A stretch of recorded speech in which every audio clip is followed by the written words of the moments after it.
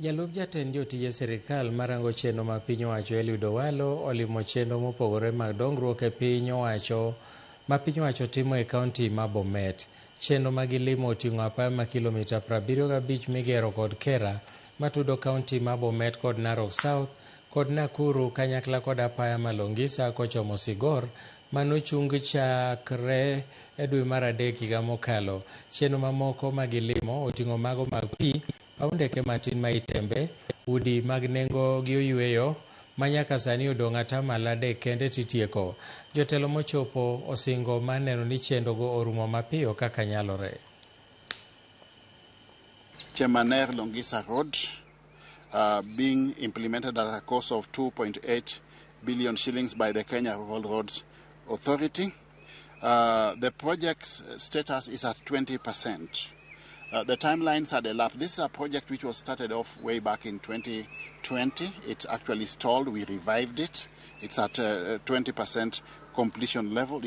The contractor was asked to enhance capacity, both in terms of human resources and equipment.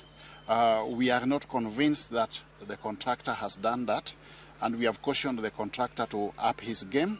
As the government delivery unit, we are also going to liaise with the relevant government agencies to see what we can do to unlock that project.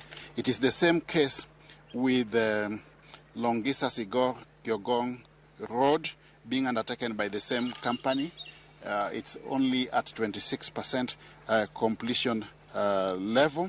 It had stalled again, but again revived in March 2024 through a presidential directive. Again, we are not very happy with the progress of that road, and we have cautioned the contractor to up his game. We have also expressed concern that the same contractor is undertaking a whopping about 11 different road projects in different parts of the country. And we are worried that there is no justification in awarding to 11 contracts to a contractor who is not performing based on existential experience.